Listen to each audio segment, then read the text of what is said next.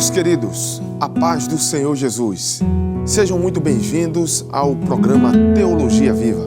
Nesta ocasião, daremos continuidade à nossa reflexão sobre fundamentação bíblica para a evangelização.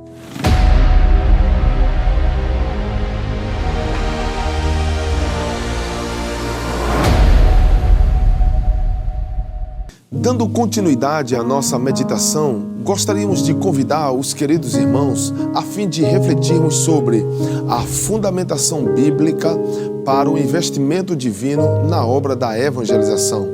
No episódio anterior, refletimos sobre o investimento divino através de Jesus e trouxemos algumas advertências sobre a forma que o evangelizador deve lidar com a pessoa do Espírito Santo. No programa de hoje, desejamos convidar a sua atenção para refletirmos nas recomendações quanto à atuação do Espírito Santo na obra da evangelização. Assim como a palavra de Deus apresenta uma série de advertências que auxilia os evangelizadores a se manterem atentos e reverentes quanto à pessoa do Espírito Santo, também há um quantitativo de expressões bíblicas que recomendam os servos de Deus a desenvolverem um bom relacionamento com o Divino Consolador. A obediência a essas recomendações ajudará a todos os que estão envolvidos na atividade evangelística a perceberem e se envolverem com o fluxo do investimento divino. Assim, todos poderão usufruir plenamente daquilo que Deus tem reservado para a obra da evangelização. Esses fundamentos bíblicos trarão esclarecimentos face às seguintes recomendações. Aqueles que evangelizam devem ser cheios do Espírito Santo, entender as orientações inequívocas das Escrituras Sagradas a respeito do Espírito Santo é fundamental para o bom procedimento e eficaz resultado naquilo que desejamos obter do Espírito Santo. Note o que a recomendação bíblica nos diz: e não vos embriagueis com vinho, que leva à devassidão, mas deixai-vos encher pelo Espírito. Efésios capítulo 5 e o verso de número 18. Através de uma breve e simples análise verbal do texto ora citado, percebemos que a expressão enchei-vos do Espírito apresenta algumas verdades, pois o verbo enchei-vos está conjugado na forma imperativa. Portanto, é uma ordem ser cheio do Espírito Santo. Não é uma opção ou uma sugestão que podemos aceitar ou não. Essa é a condição para termos um relacionamento profundo com o Espírito Santo. Outra verdade a ser observada é que o verbo enchei-vos está conjugado na segunda pessoa do plural. Isto indica, dessa forma, a oportunidade coletiva sem restrições e sem acepções para aqueles que fazem parte do corpo de Cristo, apontando para uma experiência disponível a todos. Ainda podemos destacar mais uma verdade. O verbo enchei-vos está apresentado no modo passivo. Isto quer dizer que, assim como o verbo é imperativo, no sentido de indicar uma busca indispensável pelo Espírito Santo, esse verbo também aponta para a realidade que a obediência à ordem resultará no enchimento dessa pessoa, ou seja, não será a pessoa que se encherá, mas o cumprimento da orientação fará com que o Espírito encha essa pessoa. Por conseguinte, percebamos ainda mais uma verdade. O verbo enchei-vos está conjugado no tempo presente, ou seja, o verbo transmite a ideia de uma ação contínua na vida daquele que busca a presença divina. Isto quer dizer que alguém que foi cheio ontem não pode se dar por satisfeito. Pelo contrário, deve buscar esse enchimento sempre. Todavia, quanto a essa verdade, ainda podemos destacar: O verbo enchei-vos está disposto como um verbo de ligação. Perceba que o sujeito está unido à ação, isto é, a afirmativa enchei-vos não aponta para uma experiência externa, alheia ou fora da vivência daquele que evangeliza, mas apresenta uma experiência interna, pessoal, íntima e particular para aqueles que obedecem ao Espírito Santo.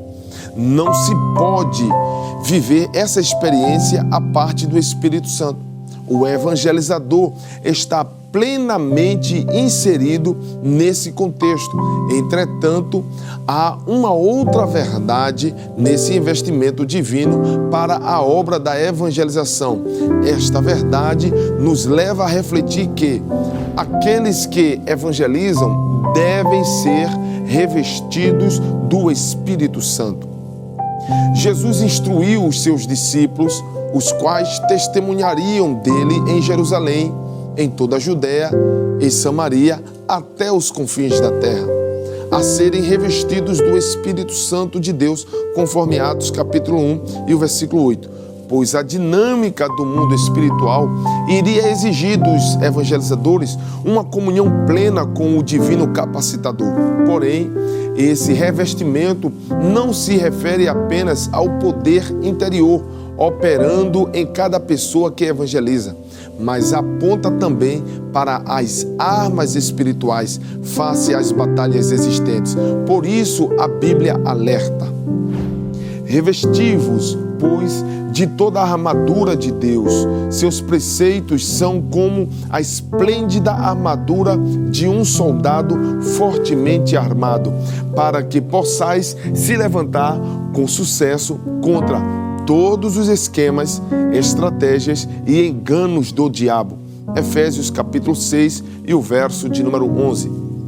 Essas armas são espirituais e não são carnais, ou humanas e nem tampouco tecnológicas.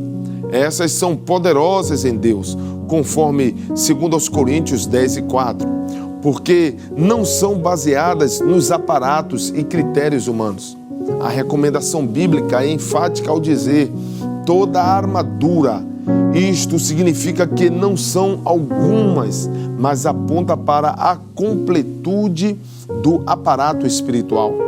Por isso o apóstolo Paulo fala de revestimento, isto é, colocar outra vestimenta, outra roupa por cima da veste que já existe. Há uma outra verdade quanto ao investimento divino que nos diz que aqueles que evangelizam devem viver pelo Espírito Santo. A vida debaixo da plenitude do Espírito exige um proceder de dependência, de submissão e de concordância com o Espírito Santo. Isso é um caminhar sincronizado, sistematizado e constante. Por isso, as Escrituras Sagradas não omitem esta verdade, registrando o que? Mas eu vos digo, andem habitualmente no Santo Espírito, busquem-o e sejam receptivos à sua orientação. E então, vocês certamente não irão realizar o desejo da vossa natureza pecaminosa, que responde impulsivamente, sem consideração por seus preceitos. Gálatas capítulo 5 e o versículo de número 16. Note que o andar no Espírito não se refere a um passeio, a uma atividade recreativa ou turística que ocorre periodicamente, mas a uma vida, a um hábito e a um costume desenvolvido diariamente, constantemente com ele. Todavia, além de caminhar pelo Espírito, a palavra de Deus ainda recomenda uma vivência mais profunda com ele.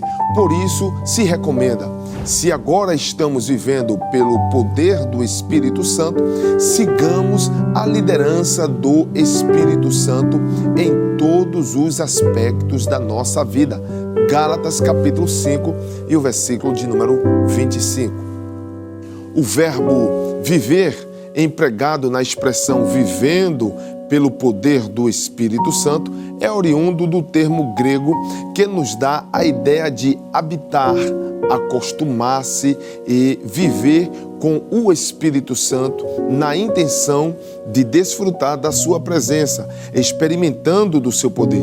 Porém, o apóstolo Paulo, além de orientar os cristãos da Galácia a viver pelo Espírito, também os estimula a andar pelo Espírito. Leiamos, portanto, as explicações expostas no comentário pentecostal do Novo Testamento, que nos diz: o termo andar do verso 16 é diferente do verso 25. Esse último aponta para o entendimento de andar em fileira, ou seja, esses passos são governados e submetidos às orientações do Espírito Santo.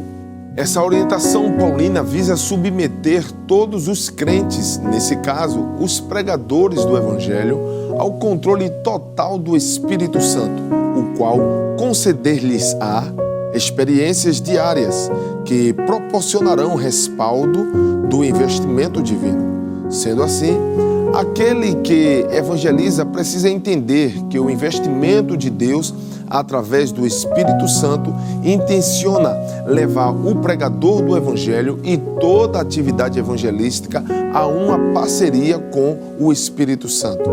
Queridos irmãos, precisamos entender que a fundamentação bíblica para a atividade evangelística revela que quando os homens estiverem debaixo da orientação, do controle e da capacitação do Paracletos divino, a obra evangelística foi conduzida prodigiosamente. Por isso, é importante entender que não é o evangelizador que sabe ou tem a melhor estratégia para a divulgação do Evangelho, mas o Espírito Santo de Deus. Portanto, vejamos mais uma verdade que fundamenta biblicamente o investimento divino na obra da evangelização, entendendo dessa forma que Deus investiu na evangelização ao capacitar a sua igreja para essa atividade.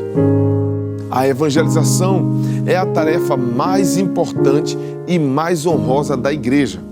Nenhuma atividade executada por ela poderá superar ou se equiparar a essa realidade.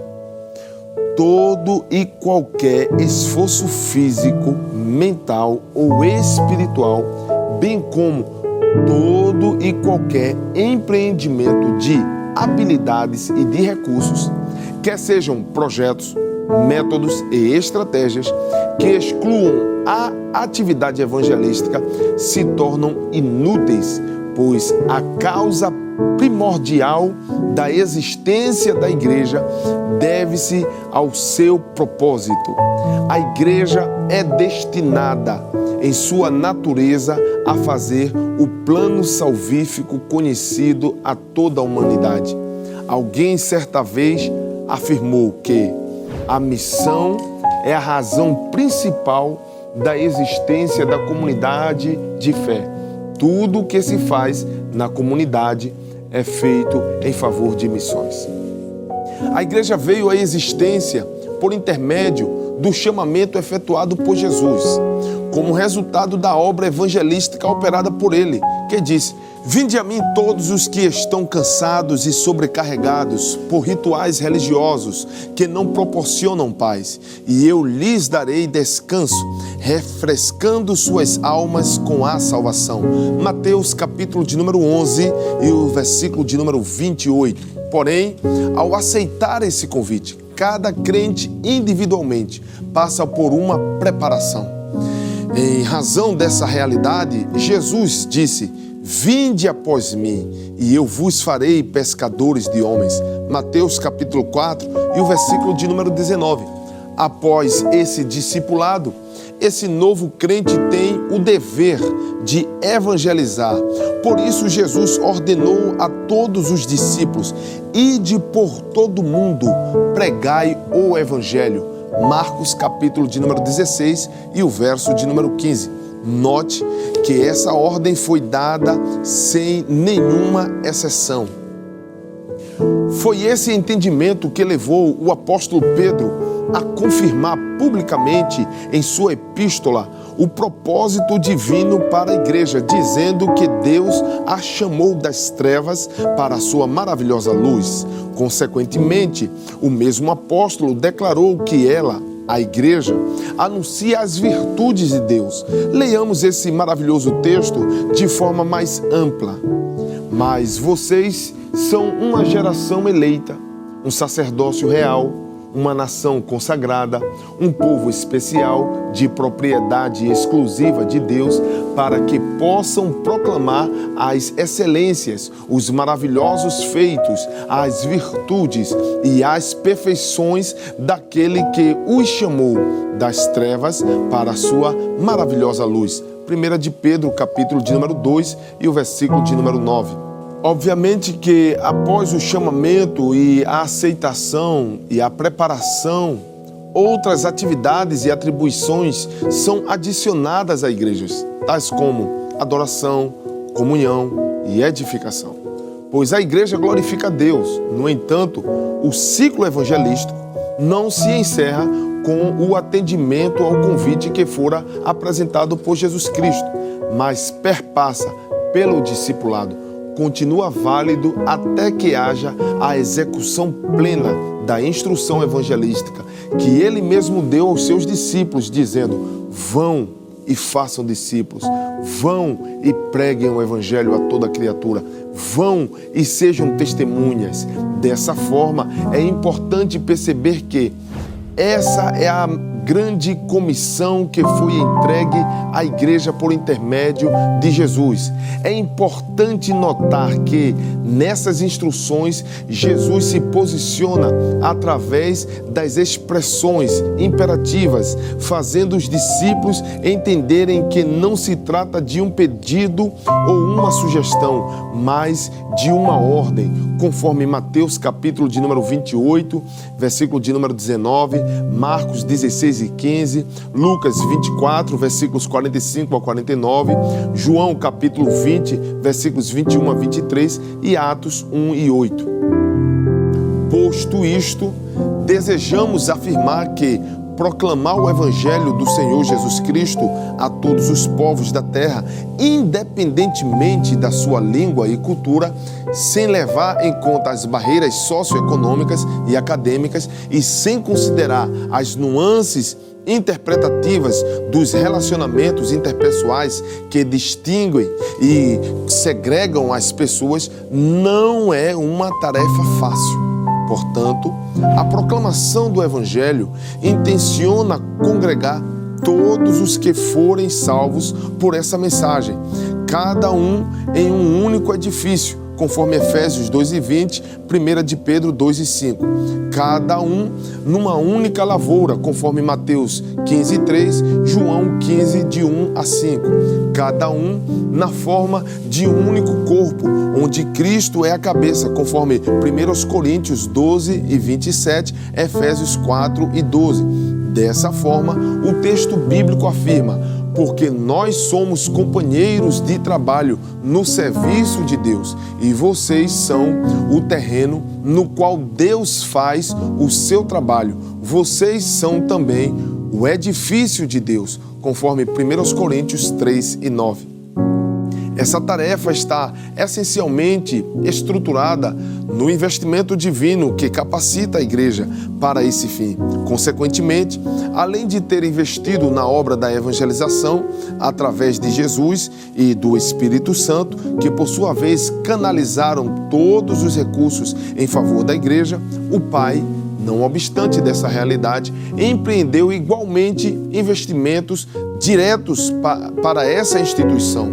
Por isso, listaremos, além do que já foram mencionados, 2 desses preciosos investimentos. O primeiro é que Deus investiu na igreja fazendo promessas a ela. As Escrituras Sagradas informam que Deus investiu poderosa e ricamente na igreja, fazendo promessas que somente Ele seria capaz de cumprir. Foi Ele quem prometeu estar com os evangelizadores. Onde estiverem 2 ou 3 reunidos em meu nome, aí estou eu no meio deles. Mateus 18 e 20.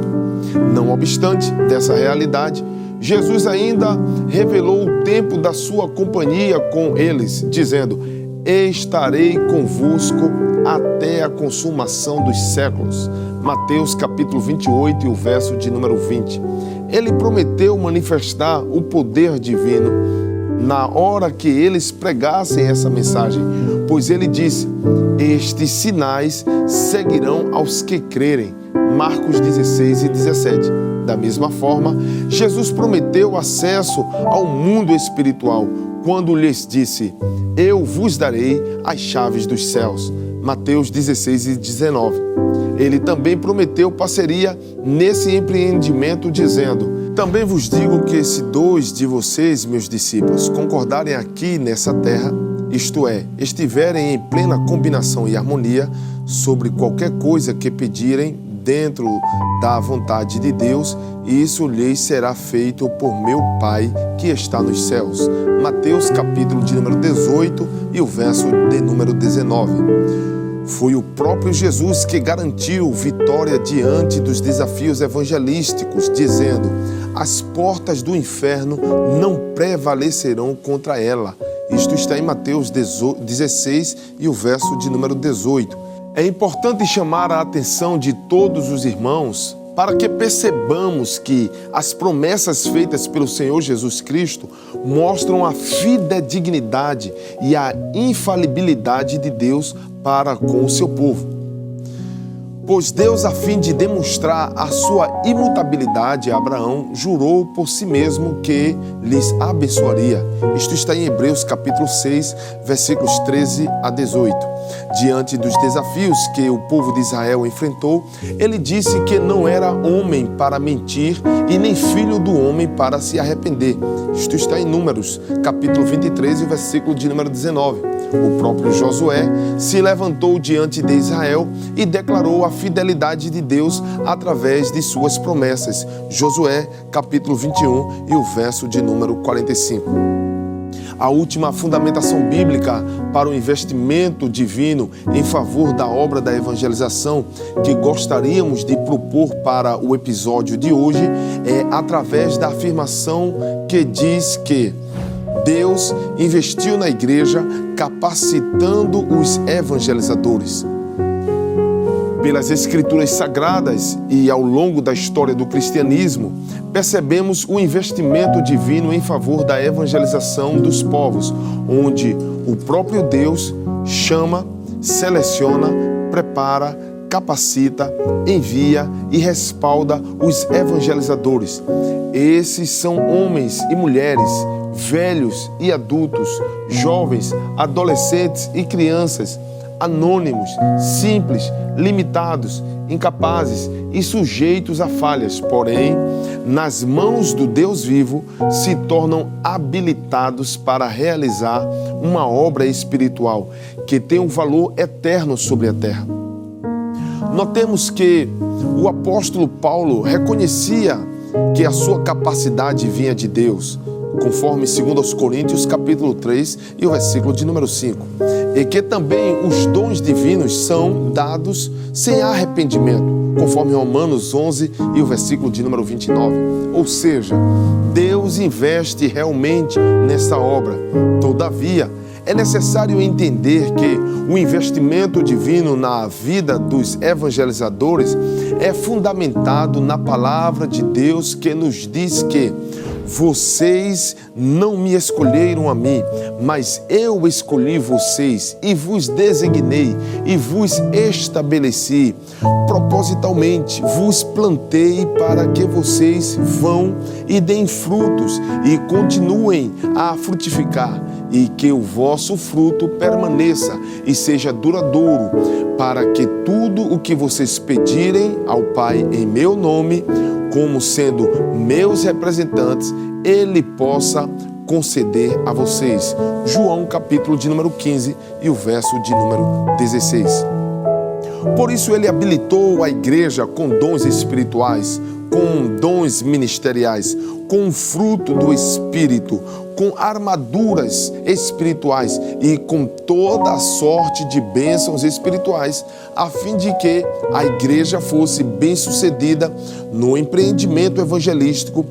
O texto bíblico nos informa que a escolha de Deus não depende da vontade humana e nem do esforço humano, isto é, não está relacionada à dedicação integral do ser humano, mas de Deus, que demonstra misericórdia, escolhendo a quem Ele quer pelo seu dom soberano. Romanos capítulo de número 9 e o verso de número 16. Quando os primeiros evangelizadores iniciaram essa tarefa, multidões chegaram a se prostrar diante deles. Outros ficaram admirados com eles. No entanto, esses pregadores souberam preservar a integridade daquilo que foi investido por Deus e, por isso, através da capacidade feita pelo Senhor, eles alvoroçaram o mundo com a mensagem do Evangelho. Cabe-nos hoje dar continuidade com a mesma ênfase à pregação das boas novas. Deus deseja a salvação de todos os povos. Não foi em vão que Ele enviou Jesus, seu precioso Filho, em favor dessa obra. De igual forma, Deus enviou o Espírito Santo, o qual permanece entre nós ainda hoje, como marca desse investimento divino. Nesse interim, Deus também investiu em sua igreja, fazendo dela uma instituição viva, a qual Ele governa e está presente nela, recrutando todos os evangelizadores para essa obra. Entretanto, Ele ainda faz mais. Ele converge céus e terra para esse propósito. Ele derrama sobre seus filhos o seu divino amor.